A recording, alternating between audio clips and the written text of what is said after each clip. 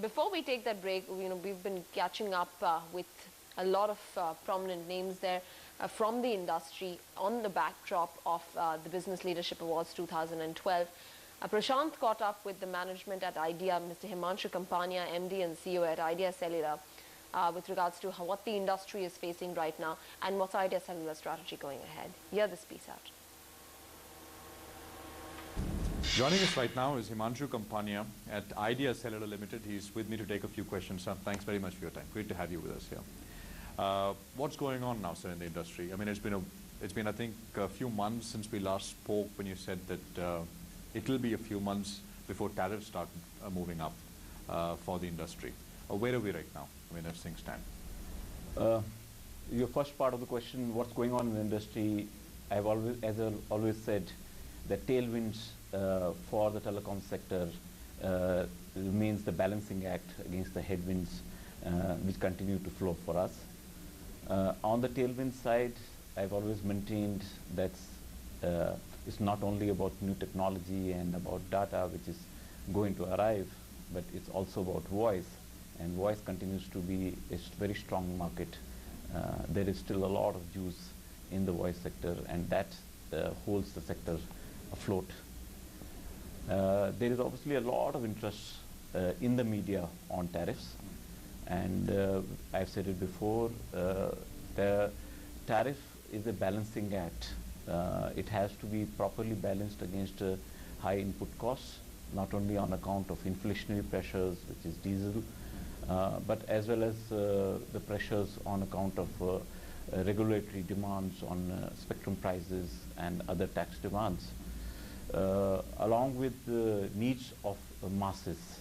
And as far as masses are concerned, there is another 400 million customers who are currently not using mobile services going to join the category. So we have to do a right kind of balance, and that's exactly... But where is the balance? I mean, where do you see the balance now? Obviously, India has been... There is also the need of increasing tariffs so that, I mean, business becomes more profitable and becomes more healthy, and you can invest so much more back into the business to expand and provide more services, right? I mean, that's the other thing. You are absolutely right. There is a need to do a little bit of tweaking on our tariffs. The pressures over the last 3 years, we've had a hyper competition phase, which has led to drops which is at levels which was currently unsustainable. But the way the media is projecting, it seems that overnight, just like power sector or petroleum sector, things may go up. That won't happen. In terms of telecom, it's going to be a slow, steady rise. That's the way we read it. So what has happened till now, as has been reported in, I mean, various outlets, is that a lot of freebies and discounting schemes, etc., all that is sort of been cut out, right? That's right. That is behind now. That's right. I think the focus of the industry from acquiring customers at any cost is to get quality of subscribers.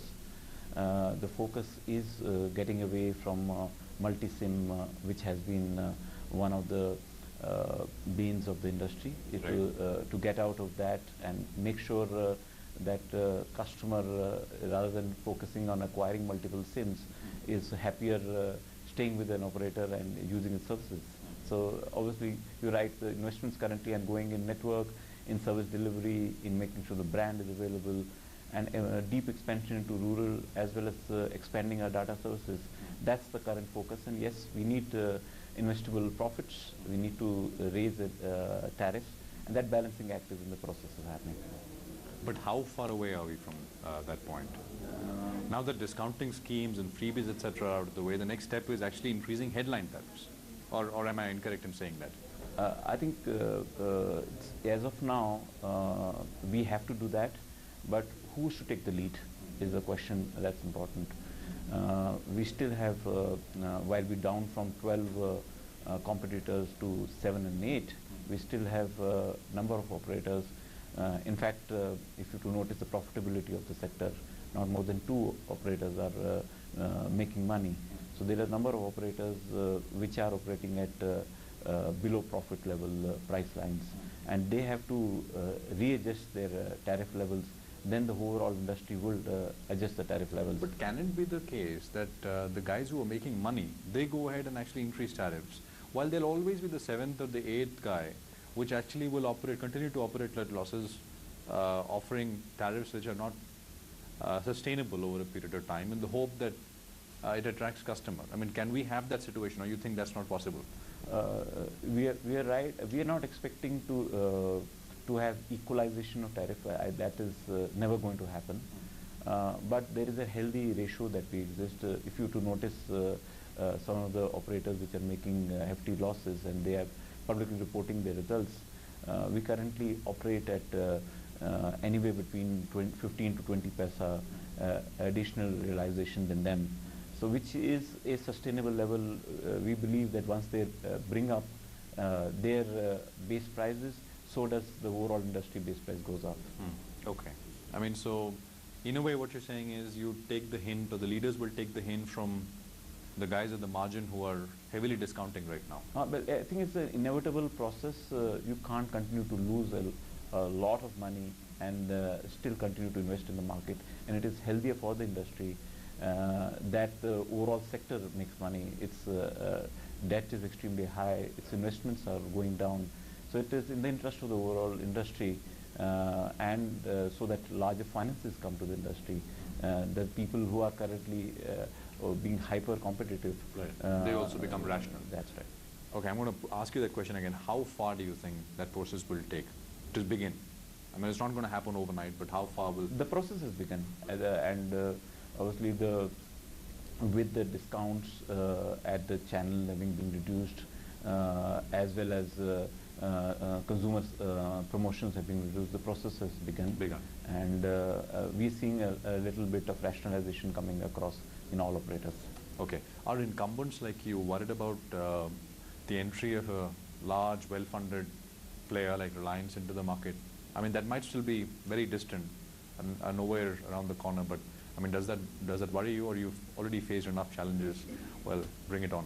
I mean, I think in our assessment, as of now, based on the spectrum that he has and is declared intent, is entering into complementary industry rather than into direct competition. Direct into voice. So we are largely a company which is focused on mass market, on consumer side of the business. We operate with the $3 ARPU business, and we've learned the art to be able to generate on a daily 5 to 10 rupees from a customer, and to be able to handle 15 to 20 minutes on a daily call, so which is a very different line of business to a fixed line or a semi-mobility data-oriented business, which requires a completely different need hierarchy and building of the market. So it will complement the business for us rather than in direct competition. That's the way we read it. Mr. Kampania, thanks very much for your time, sir. Great to have you with us. Thank you so much. Thank you. Pleasure to have me. All right, some flashes coming in on TCS. They've made an acquisition there.